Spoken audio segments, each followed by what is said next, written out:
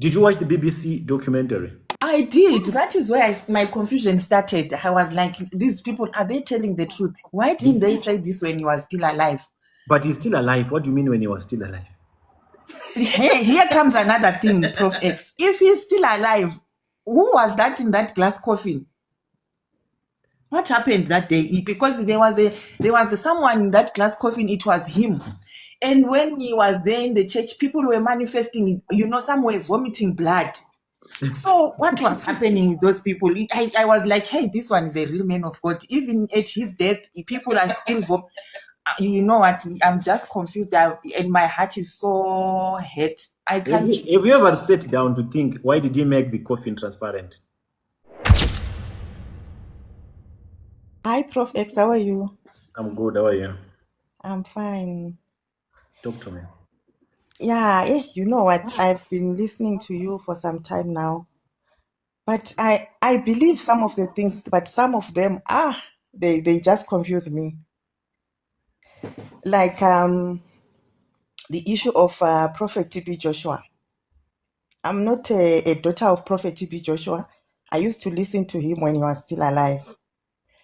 But when I started listening to what you are saying, I stopped listening to all of those things, and I was once a daughter of one prominent prophet back home in Zimbabwe. I'm telling you, what you are saying is true. But when it comes to this particular TB Joshua, I get so confused. I don't know what to believe. You know why I'm saying that? If you look at his sermons, his preachings, he was preaching the word of God. There is no sermon of his that I can point out and say, in this sermon, maybe he was talking about prosperity, money, blah, blah, blah. So those things, no. But then the other thing that confuses me is this. If you see his services, there were healings were happening. That is where the biggest confusion is. You would see people giving birth in church, like live. You would see people coming back after 10 years with testimonies. They came there sick, dying 10 years before they are back again. They would come back again, The healing is still there. Fibroids were falling in church. You could see blood. They would run upstairs. You would see them removing their pads. You see blood clots there. Those kind of things, they just confuse me. So I if you can elaborate to me, how do those healings happen? If he was not a man of God, or he's truly not a man of God, how did those healings happen? You understand? That is what is confusing me. And then when it comes to this prominent prophet in Zimbabwe, Magaya. Yes. How did you know? How did you know about that? I can see in the realms of the spirit. Oh, when I think of the money that I spent going to guest houses, he was coming to Pretoria almost every weekend for services, and I listen to what you are saying, I feel like flying to Harare and tear him to pieces, It's only now that I realize, the last time I went to the guest house when he came to South Africa, my spirit didn't want. But because I was so used to it, and I was telling myself he's a true man of God, I went there, but I knew that my spirit doesn't want this. I paid the money, I went. But 2 days before going there, I had a dream. I was having flames. It's like my head was burning on the center of my head. But this fire was not touching my skin. I couldn't feel any pain, but I could see that my head was burning, but the fire was not too much. So I was trying to stop the fire, but it couldn't stop. It was still burning. It wasn't burning me or anything else, but I could see there is fire. Then I didn't want to go there. After going to the guest house, everything went upside down. When he laid his hand on me on that particular week when he came after having that dream, now I'm just thinking maybe God was showing me my glory. Maybe he was telling me, if you go there, this glory is going to be taken away. I don't know. But since then, I just didn't understand him. Before even you talked about him, I stopped going. My spirit didn't want me to go anymore. And then when it comes to him being the son of TB Joshua, spiritual son, sometimes I wonder what really happened. Because if you check, before TB Joshua died, he was no longer going to SCOAN. Even when TB Joshua died, he was never at that funeral. It's only the wife that was seen. He was never there. But when he goes to church, he'll be saying, I went to synagogue. I went to the funeral. I went to the burial. He was not there. And I asked myself that if he was truly the son of TB Joshua, now that I know he's not a true man of God, how come it looks like they were no longer in good books by the time TB Joshua died? So sometimes I then think that maybe TB Joshua realized he was doing something that he's not supposed to do. Then he took him off, you know. And then sometimes I think that I have seen Chris, you once went to TB Joshua, Hubert Angel once went there, you know, some prophets that are now doing this, all these things that you are mentioning, they went there. But if you check, they went there some time back, like Chris and Hubert, they went there a long time ago. So sometimes what I think, Prof X, I need us to talk about this. Sometimes what I think, not talking about what you are saying, what I think sometimes is that maybe it could be that these prophets or these pastors, they went to TB Joshua that time and they were expecting to be as powerful as he was, but they couldn't. So after realizing they can't be on his level, they then went to Benin. Now, when we are looking at what they are doing, because they've been to TB Joshua, we will now think that they are sons and daughters of TB Joshua, which means they took all the powers, the dark powers from TB Joshua. Maybe that is what happened. Because if you check, they went there a long time ago. Pastor Chris, the last time I saw the clip, it was years back. If you check, even Hubert Angels, I never knew he went there until TB Joshua died. That's when you were saying, I once went to synagogue. I was like, this one has been there also. But it's been a long time. Maybe they went there wanting to acquire the same power that he had, but they saw that they couldn't. Then they chose to do the shortcut. So now when we are looking at everything about these prophets and Prophet TB Joshua, we now think that they took those things from there, yet that's not the case. What do you think about that? Okay, let's start with the miracles. I'll get to this one that you raised up. Yeah. Have you ever been to synagogue? No, I've never been there. So all these miracles we're talking about, where exactly did you see them? I used to see them on the television, the live services or the replays of the live service that were happening some time back, and the testimonies on live services, people who will come 10 years after they show the clip. That is how I used to see them. I've never been there. Okay, do you have Netflix? Yes, I do. Do you watch reality shows there or any series? I've watched Bisola. No, I'm not talking about the Bisola thing, just in general, movies, Western movies and some reality shows or any series that are posted on Netflix. Do you watch them? Yes, I do. Do you get emotional sometimes when you watch some movies and stuff? Yes, I do. Do you feel involved in the movie sometimes? You get afraid when the person you like is being attacked and you are happy when the person you like is... Yes, sometimes I'm telling him what to do and what to do while I'm sitting out here. Yeah, it happens, yes. All those people are paid to make you feel that way in movies. Okay. That's the very same thing TB Joshua was doing. He was paying people to come and act to be sick. So that he can move the emotions. What about those he was praying for? They are pregnant and a baby would go down. What kind of... But you know their level of con artistry. If the baby is already due, if the baby is already 9 months, it's only a matter of time as to when. But when it's 9 months, any time, any minute. All those people that you saw him healing or delivering upon his touch, all of them were Jew. TB Joshua had so much money to even go to the hospital or to choose specific hospitals of mothers who couldn't afford their medical bills and promise them a lot of money and bring them to the shrine and tell them or even give them a concoction that can speed up the reaction. Okay. And make them drink prior to his deliverance shenanigans. The extent to which they can go to make you people believe that they have power is unimaginable. Those people, when they came to that shrine, they knew they were going to give birth on that day. Him touching them, it was just a matter of the woman pushing. They were already having those kind of pains. So that's not a miracle. You giving birth, my sister, when you're 9 months pregnant, is it a miracle? No, I'm supposed to. When it's 9 months, I have to. You have to, but if your husband gives birth after being touched by TB Joshua, then it's a miracle. If you're already pregnant, you should give birth. Yeah. So I don't understand where the element of a miracle comes in. When he witnessed or when he touched people and then they gave birth. That's not a miracle. It was just a gimmick. Let's talk about the other miracles. There's no single person with a wheelchair that was ever healed by TB Joshua. Not one.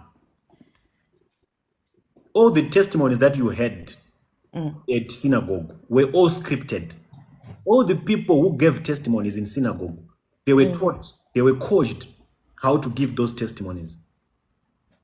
They were taken through an orientation before they were given an opportunity to be on television. They were put in a room which they call the emergency room. Yes, yeah. Whereby each and everyone will be told, listen, you will say it this way or you say it that way. By the time it is being brought to the TV, it is going to cause an emotional outbreak. All the people who will be watching will believe that, oh, this man of God is powerful.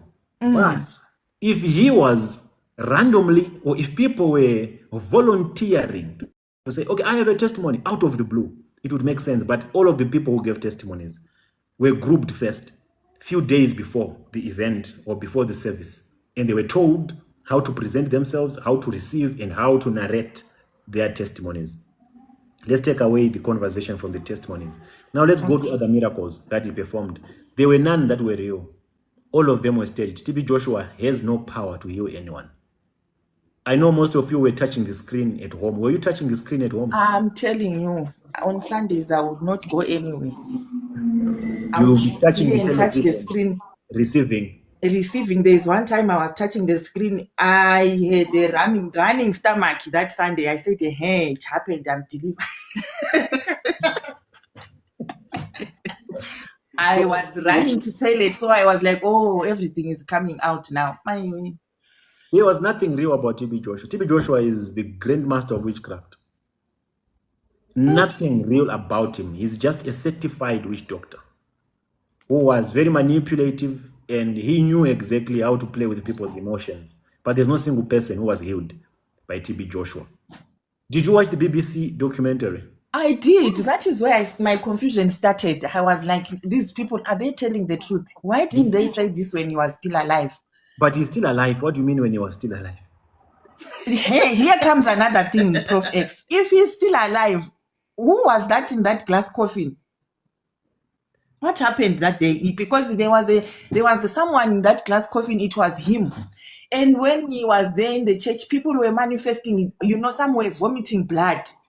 So what was happening with those people? I was like, hey, this one is a real man of God. Even at his death, people are still you know what? I'm just confused, and my heart is so hurt. I can't. Have you ever sat down to think, why did he make the coffin transparent? I thought it was because he was such a big man, so they wanted everyone to see him. Like, okay, if they had put him in a normal coffin, it's only those who were there who were going to be able to see him. But now, because he was a public figure like that, I just thought they wanted everyone to see. Okay, let me tell you. The reason why he used a transparent coffin, he knew that if it was just going to be a normal burial in a normal coffin, people were not going to believe that he died. And people were going to question his death, because he died without any form of illness prior. I'll tell you the reason why he staged his death. But the whole transparent coffin was a gimmick. It was all meant to make the world believe that it's real. Do you know there is an injection that you can take for you to be unconscious for certain hours? Even when you're going through operation. Yes, I know so that you become unconscious, right? Yes, yes. Exactly. Certain injections were used on TB Joshua so that he can be unalive for a period of time, for certain hours. There's a video that I have, and it's not yet due for me to release it. A video that was recorded by someone very close who eventually left. Where do you think I get all these guts to say TB Joshua is alive? Where do you think I get them? You think I'm that is what is confusing me. Can't this guy, where is he getting all these things? Really, can the government of Nigeria take such things? Which government of Nigeria are you talking about? How many things happen in Nigeria and they are just ignored simply because they are being done by powerful people? Leave the government and the law enforcement out of any moral conversations. Don't expect to hold the government accountable to anything in Nigeria, not only in Nigeria, but in any other African country. As long as the person involved has money, anything can be done and undone. Now let's get back to the story of TB Joshua and the transparent coffin. All that was a gimmick to make you all believe that he definitely died. There's a video that I have, that no one else have, that shows TB Joshua's pulse. Remember, there's no one who was ever allowed close to that coffin. No one was allowed. People were just seeing him from a distance. Even during body viewing, people were from a distance. No one was very close to that transparent casket. No one. And the video that I have was not even allowed to be recorded. It was not supposed to be recorded because no one was allowed to record with their phones. It was only the media of the church that was allowed to broadcast that service or that burial ceremony. Okay. But it happened that there is someone, I will not mention now. If I mention, their lives will be in danger. But a time is coming.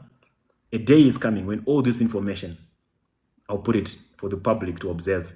What I'm just doing here is to just push them to do the right thing and to know that I know that TB Joshua is alive. He's even watching us right now, if I'm not wrong. Because what else can he be doing? He does not have a life now. The only thing he can do is to be stalking us with fake accounts and looking what people are saying. And I'm the only one who has been talking about him faking his death. So I am one of his greatest threats. I am one man that he wish if he could. Then comes the issue of that building that collapsed. Wait, before we get to the building collapsing, let's finish with the issue of his death. We'll get there. There are a lot of skeletons in TB Joshua's closet. There are a lot of things that forced him to fake his own death. Apart from the transparent coffin, why do you think he was buried inside synagogue? You know what? I actually thought that what they did was correct because he was staying there, isn't it? That was his residency. So I thought since he was staying there, maybe the yard is too big. There's space for that. So I didn't see any problem with that. Is there space in your compound? Can we bury you in your compound when you die? In the village, you know that happens, yes. Not the village, I mean in your compound where you're staying. No, there's no space. There's no space? No, for me to be buried, I can't be allowed to be buried in town. Exactly. Same applies with burying him in a place that is considered to be holy. The reason why he orchestrated this in a way that his body remains, his so-called body remains inside synagogue, was to make sure that no one will have access to dig up his remains. Because in Nigeria, the way you people used to worship TB Joshua, if he was going to be buried outside, people were going to dig that grave and they were going to realize that whatever that was inside that, there's nothing. So he knew that they will find me out there. They will discover me that I'm not inside that thing. So let's keep it here where it's protected, where no one can access, where no one can investigate.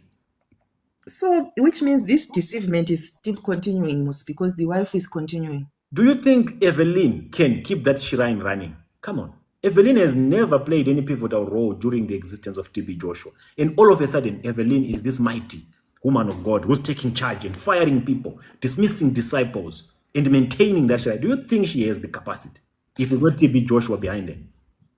Actually, when I, you know what? When these things happen, there is a way we tend to think, we tend to think, oh, this is what God wanted. With the level that we had so believed him, we saw everything correct. TB Joshua planned this whole thing. Evelyn knows nothing about ministry.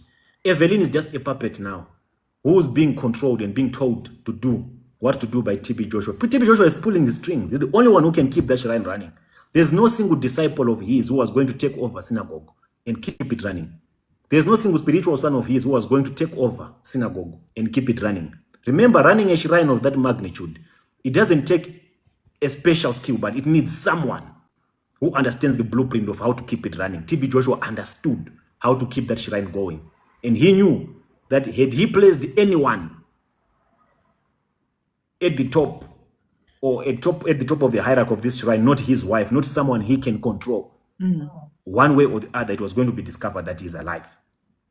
So when he placed the wife on the forefront, he made sure he removed everyone who was a threat, all the wise men who were a threat. He demoted everyone and fired everyone, expelled everyone, and brought in completely new people that would not dare to question Evelyn. Because there were long-serving spiritual sons in synagogue who were supposed to fill in the shoes of TB. Yes, true. Long-serving, who were qualified to fill in the shoes of TB Joshua. But all those were fired, were expelled. And only Evelyn was left. And Evelyn is easy to control. All she had to do is to take orders from the main men. So TB Joshua is still running synagogue through Evelyn. The way TB Joshua is still coordinating all the meetings. Evelyn is not that smart to understand the logistics of how to run a ministry. She's not that clever. TB Joshua had never empowered Evelyn to take over synagogue. He never had the plan of leaving synagogue in the hands of Evelyn because he knew he was going to live for a very long time. He could have never planned that when I die, Evelyn would take over. Never. He only used Evelyn But so to fill in the shoes so that he can continue running and his whole scandal can remain safe. Otherwise, if anyone else had taken over that shrine, there was going to be a lot of commotion, and that commotion was going to lead to people finding out that TB Joshua still lives. And the whole gimmick was going to be exposed. And the reason why he staged this death, you might be wondering. Let's get to that point now. Those young ladies that he had abused for years, those young white ladies and other African sisters, they went to BBC and they reported that this is what we went through and this is what most young women are going through at synagogue. TB Joshua has been recruiting all these young ladies, beautiful ladies, as his disciples. But we went there thinking that we are going to be taught about the things of God, how to be grounded in the things of God. They were expecting some, spiritual transformation, but only to be turned into wives. According to them, TB Joshua was sleeping with each and every one of them. And at one point, they didn't know that TB Joshua was sleeping with all of them. And when he slept with each and every one of them, he would tell them, you're doing it for God. You are serving God. Thus says the Lord. And according to their testimonies, they would also confess that every time we slept with Papa, we thought we were doing it for God. We thought we were pleasing the Lord. Because that's how much you people believed in him. He was more like a God. You actually thought TB Joshua was a God. And then it got to a point when these young ladies were now talking amongst themselves. You see, there's something that I'm doing with Papa. There's something that I'm doing with Dad. It doesn't feel right. And the other lady will ask, what is it you're doing with him? They'll say, he's sleeping with me. He's making me go down on him. He's doing me all these kind of things, saying that that's the only way I can be delivered. And the other sister is saying, he's doing the same to me. And they'll ask another sister, same applies with me. All of them, they ended up realizing they've been going through the same manipulation under the false pretense of being delivered. That's when their eyes started opening. And they said, on that one, I understand what you are saying. But also, look at this. Those ladies, they didn't leave synagogue the time TB Joshua died. They had left already. Let me land. Wait, let me finish. And they left. They ran away from synagogue. They stayed for some time recovering. The other one even came back to synagogue to report the matter. She recorded a video. The video is there. I saw it. The white lady, ne? The white lady. She came back saying that I was watching it yesterday. I was on YouTube and I was watching it. I was like, So this lady was outside synagogue and she was saying this. There's an element of some truth. No, what do you think there's an element of some truth, my sister? Because I was still doubting. And now there's no element of some truth. There's truth there. Do you know how much risk it takes for someone to come and record at TB Joshua's synagogue and calling TB Joshua out, saying that he left with me? And she said it. I saw that. But why would she lie about that though? Why would she take that risk if she was not broken? Do you know how much it breaks? You see what she did. You see what she did there.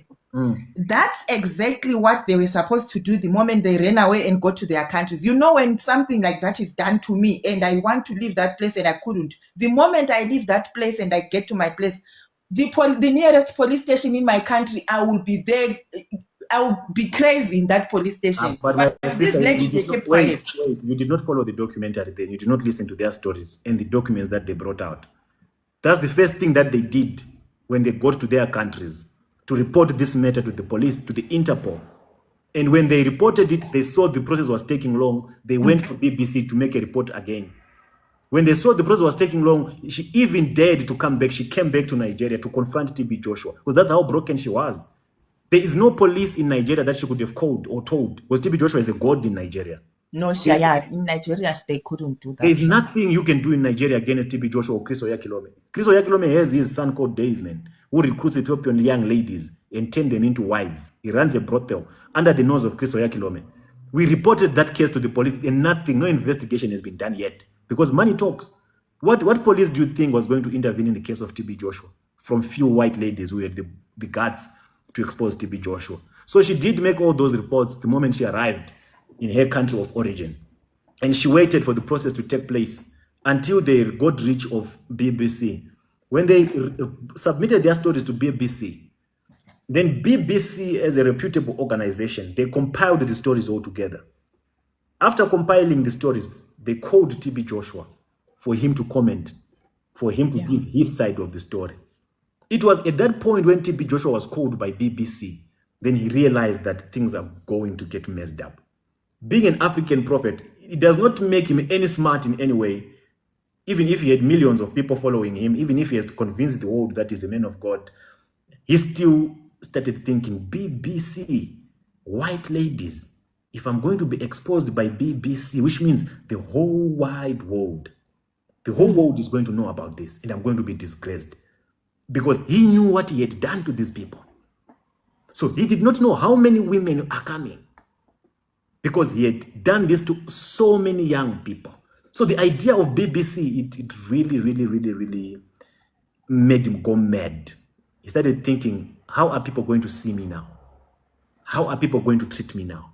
That holy look that I had portrayed, my entire world has crumbled. My entire legacy has been destroyed. Do you know what happened after he received that call? Do you know? No, the death. 3 days later, I'm not 3, 1, 2, 3, an announcement was made. TB Joshua is no more. 3 days later. Was it 3 days later? 3 days later, after the call from BBC, TB Joshua was dead. And this call was not a call of people who have finalized the documentary. They wanted to hear his side. The whole documentary was still at its preliminary stage. They were still gathering facts. The videos were not yet recorded of the documentary. But 3 days later, after they received a call from BBC, that's when he died. And when he staged his death, he thought by staging his death, he's going to suppress the BBC documentary. Because when he's gone, there's no more need for us to do a documentary. That's what he thought. Not knowing that him faking his death or staging his own death is not going to stop the BBC.